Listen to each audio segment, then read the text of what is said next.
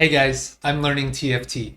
In this video, I'm going to go through a 13.4 versus 13.3 comp analysis.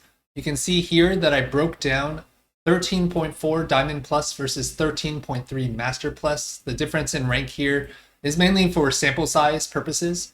And I'll do a deep dive into how the stats shifted between the two patches as well as the differences in them.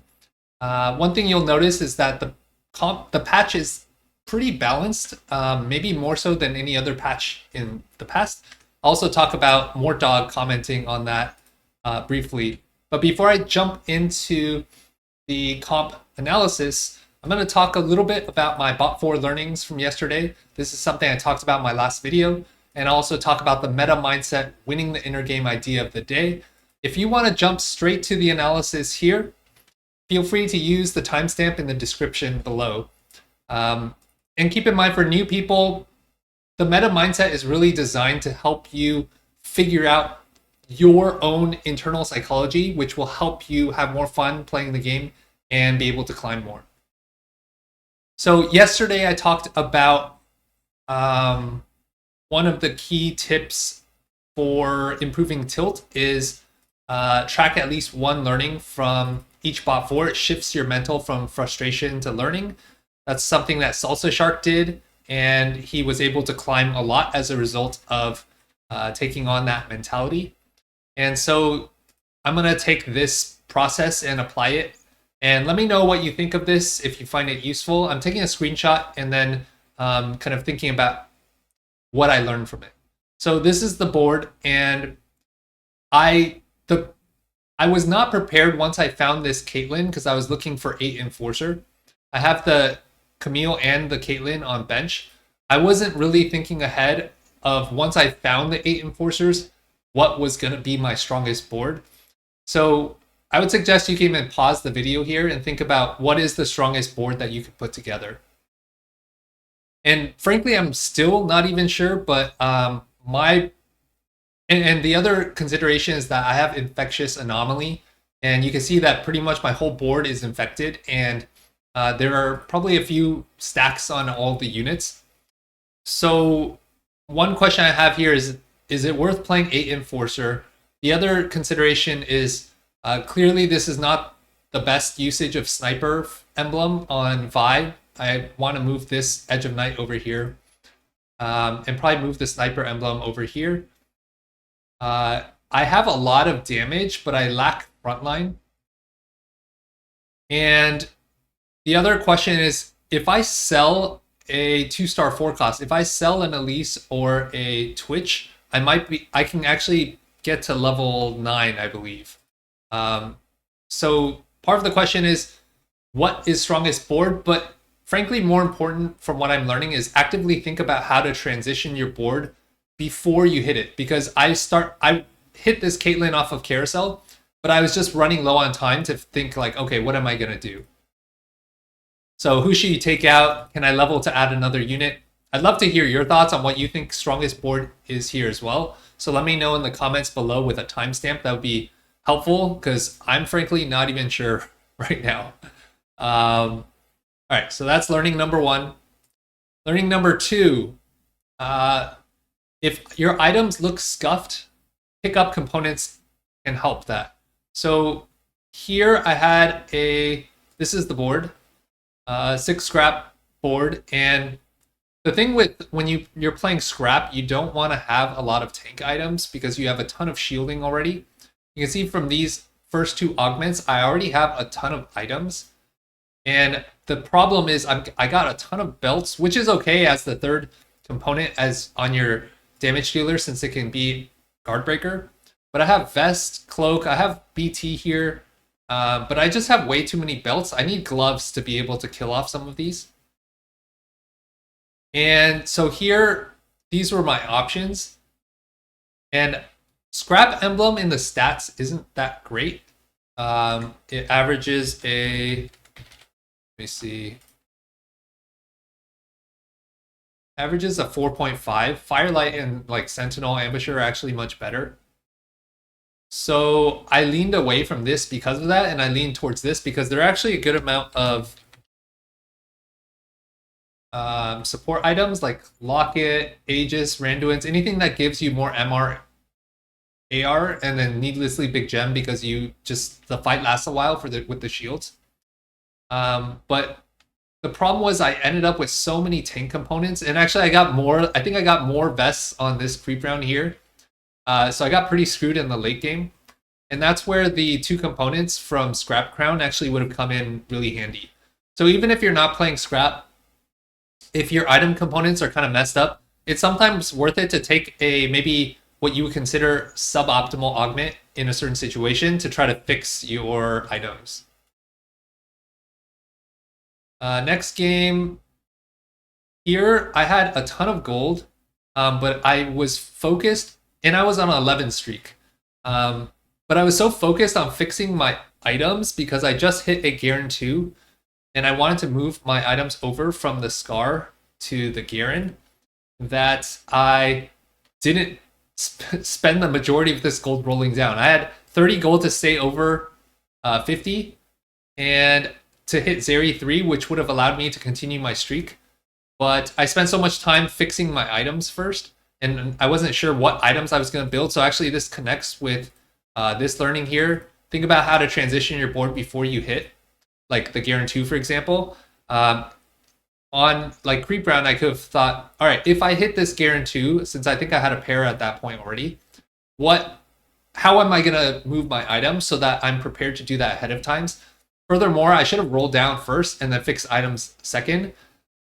There's a lot of times where I have done that in the past and got burned because I forget to remove the items in time because I'm doing the roll down. But one way to address that is to think like, what's higher priority? Is Zeri 3 with the items on Scar 2 in the worst case better or worse than Zeri 2 and the perfect tank items on Garen? And I would say Zeri 3 is probably more important because my front line is pretty solid right now. So I lost that one fight by actually, I think, 1 or 2 units. And I ended up getting, I think, 3rd in that game. But the player I faced ended up getting 2nd, I believe. And so I probably lost at least 1 placement, if not 2, because I would have been able to streak a lot more after I hit the Zeri 3, which I believe could have lost me a 1st place. So learning there is fix items after you roll down. And then here, the learning is how to handle your 4-2 roll down.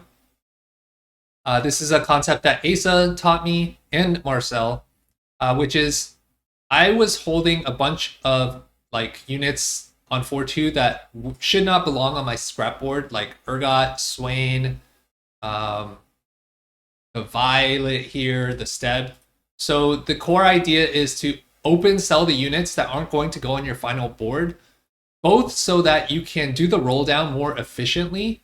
Because one of my comments I made to Asa is like, my APM is low since I'm older than most TFT players. But his point is that he saw me do my roll down and he was like, no, you're not that slow. The problem is you're picking up all these other units on your roll down. I even picked up this Caitlyn. And that is slowing you down. And it's not only slowing you down, it is preventing you from having more gold to complete your roll down. And it's causing you to exert brain power and CPU power to stuff that is actually not helping your roll down. So don't buy units that aren't going to go on your board. You can see here that I eventually bought that Caitlyn. It decreases the gold for your roll down and slows it down. And I eventually on that roll down hit the Echo 2 here. But you can see here I had 2 seconds left and I didn't have enough time to use my remover to move the items over. And I ended up losing this fight also by only a little bit, which towards the end game made quite a big difference in my final placement. So if I had just, and then also here, again, I should be thinking, all right, before I even started this roll down here, if I hit a Corki, where are my items going? If I hit GP2 and a Corki, am I putting them on a GP2 or a Corki 1? If I hit an Echo 1, where are the items going? If I hit an Echo 2, where are the items going? How am I going to leverage these single 2 removers? Is it worth selling what's the order of operations? Do I prefer using the remover? Do I prefer selling the zigs? Do I prefer selling the powder? So just having this all in mind before you do your roll down. Like this whole turn here, 4-2, applying the idea of open selling, of not picking up extraneous units, and knowing which units you should be picking up. Like, for example, Vi can actually go on the board because you have Pit Fighter with Gangplank. And then knowing ahead of time where you're going to place your items, that all of those skills, I believe, would have actually improved my placement in this game solely on this turn by like maybe at least one placement. So yeah, that's a big learning from this game. All right, so that covers my learnings from yesterday. Again, if you like this kind of section that I'm including here, please let me know in the comments below. I would love to suggest that you also try to apply this process. I used a tool called Outplayed that lets you jump to certain parts of your game. Let me see if I can pull it up to show you if you haven't seen it before. So you could just like jump to like certain PvP rounds. I gotta skip past this ad. Okay, so you can jump straight to like 3-2, basically various points of the game, 4-2, and like see exactly what happened. So it's very convenient to be able to do that. Before I was recording on OBS, and it was just very much more challenging to be able to jump around quickly. All right, so the meta mindset, winning the inner game idea of the day. Again, if you want to jump to the analysis for this, use the timestamp in the description below. So Robin said, have you talked about ranked anxiety, being scared of losing somewhere? So here are some ideas that maybe can help you, Ryan, or Robin, I apologize. One, you can reframe your mindset about losing. So you can say losing isn't failure, it's feedback. As long as you learn from every game, you're getting better.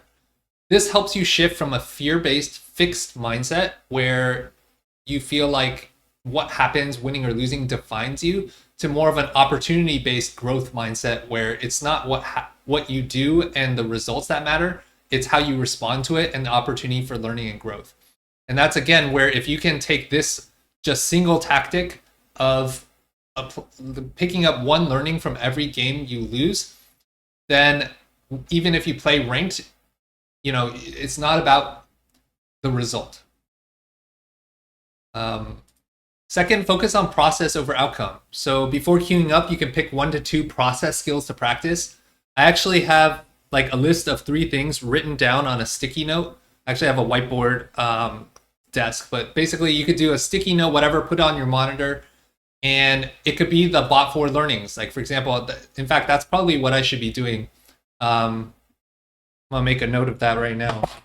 But yeah, basically I'm gonna write down right now, transition, actively think about transition ahead of time, and then open sell.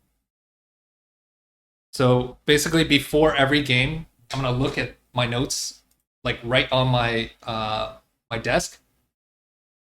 And that lets you focus on the process of your learning. So win or lose, if you actively were critically thinking about those learnings that you want to focus on, then that's going to help you improve significantly. And so it doesn't matter so much whether you win or lost that specific game.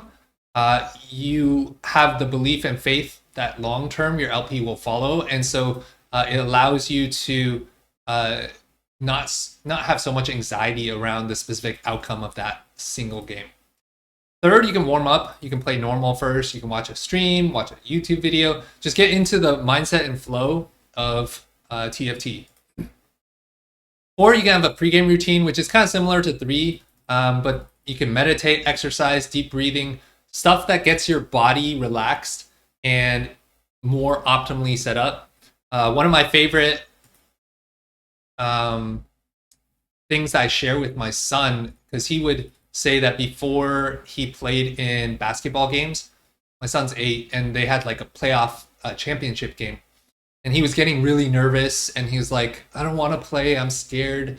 But one clip I showed him before was of a baseball player during the All-Star home run derby. Before the game, they actually televised showing one of the players meditating. Like he was sitting and meditating, and just like, and Michael Phelps does this a lot. He does a lot of visualization before his Olympic swim events, and just having a way to calm down your body, and even just like noticing your thoughts and feelings, noticing your anxiety about ranked and being scared, even just acknowledging that those feelings are there and being like, that's okay, and like just noticing them float by like clouds in the sky. Exercising can also help kind of calm down your monkey brain, and deep breathing. Actually, there's a correlation between your body being calm, because your body actually holds a lot of tense muscles when your brain is excessively thinking. So if you calm down your body, you'll actually calm down your mind. And there's research that supports that as well. Fifth, separate your identity from your rank. Remind yourself that your rank doesn't define your worth. And finally, have fun. Remember that the whole point of playing a game is to have fun. The whole point of considering to play ranked is, for me at least, I find ranked more fun because I feel like I'm being challenged more. It's more interesting to me. But if you get to the point where playing ranked isn't fun, then don't play ranked, because what's the point of doing something if you're not enjoying it? All right, so that's the meta mindset, winning the inner game idea of the day. And let's jump into the 13.4 versus 13.3 comp analysis. So I have AVP pick rate, win rate, top 4 rate between Diamond Plus this patch, 13.3, Master Plus last patch. This was updated this morning, so this is the second day of the patch. Keep in mind, sample size is still low, which is why I did Diamond in this patch so far. And then this is the diff in AVP. So if the AVP is really negative and more green, that's really good for that comp. And if it's red, that means it got a lot worse. Pick rate, win rate, same thing, top 4 rate. So I'm not going to go through all of them, but I'll just kind of call out the highlights and look at the big picture. The other thing is, green indicates it's an unconditional comp. You don't have to have a specific augment or emblem to unlock it, or artifact. Yellow is somewhat conditional. And I also included links here to my notes for each of these. So like Vladimir reroll. These aren't going to be all thorough. Like some of the ones that are more meta, I've done more analysis into it. But just wanted to share that with you. And one thing you'll notice here is that there are a lot of comps that are viable. Oh, I forgot to update these.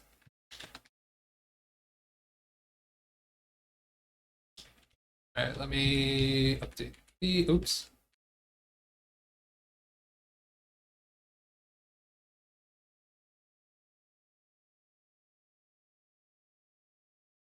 Okay.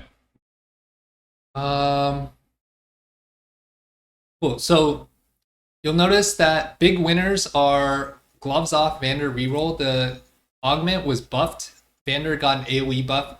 So a lot of times Vander would be punching units and killing them, but then he'd have a squishy unit and he'd have to like keep punching the squishy unit, and it would take too long. So this AoE buff hopefully allows Vander to just like punch a couple times and like kill off all the units around him. So his AVP went up from 4.9 to 4.3. And if you go from Master to, Diamond to Master here, I think Vander only drops to 4.4. Whereas if you drop from Diamond to Master for Vlad, I think it goes from 4.1 to 4.3 or 4.4. So there's a bigger drop off at higher elos for Vlad. But Vlad is still very solid. And the highest AVP by far, especially at lower elos. Renata reroll was the second biggest winner aside from Vander. There's a 6 Visionary buff since 8 Visionary was removed, and pretty much no one played 8 Visionary. So now you actually have, if you are able to push the higher levels and can get you can choose between 6 Sentinel and 6 Visionary at level 8 or 9, I forget. And if you're able to really cap out or get more emblems, then you can get 6 Sentinel and 6 Visionary, which has huge win out potential. Morg 3 also had a 15% buff, and Spirit Link, Blazing Soul were both buffed, which are really good with the kind of scaling slow fight of the 6 Sentinel board. And both Leona and Loris 3 got buffed. Usually you're going to be rolling for Singe 3 and Rel 3, but Leona and Loris just give you more outs, especially if you're playing like Prismatic Ticket, for example. Basically, Renata reroll got way more cap out options across the board. Zeri reroll got an improvement, minus 0.2. Scar 1 and 2 were buffed, which makes this a lot more stable in the mid game when you're slow rolling for Zeri. Garen also got a buff. 4 Emissary Sork got buffed, so this one is... and by the way, 8 Sork was removed. So this is this board right here. You're playing around, ideally, Swain 3. If you just need to tempo and you're behind tempo on Swain 2, then you can just push levels. This does really require LeBlanc to be able to get the 3 Black Rose in, so it's going to be higher variance. So I haven't really played this much, but I suspect you really want to play this from ahead. And ideally, if you can get Conqueror stacks going early to just like supplement your econ and stay ahead of tempo, that makes a really big deal. Okay, what else got buffed? Sentinel, Tristana. So this one, Spirit Link buff and Leona, Loris 3. Black Rose Heimer is kind of back in a little bit. One thing you'll note is that a lot of the things that got better, like Sork here, even Black Rose Sork, this isn't actually representative because I compared this stat was mainly 8 Sork before, but this is basically new. This Black Rose Sork is like 6 Black Rose. What was it? This one, sorry. 6 Sork and 3 Black Rose, so you can play around the Zoe carry. And you can kind of flex between this variant and the Emissary variant. But for the most part, a lot of stuff stayed neutral. The stuff that lost out, you'll also note Urgot remained relatively unchanged. Even though Urgot got an armor and MR nerf, Urgot's still reasonably strong in a solid default line. What else? Oh, Trundle got nerfed a lot. Oh, I got these backwards. 10, 50. Trundle, I forget what Trundle's nerf was. I didn't actually include it here. Trundle nerf. And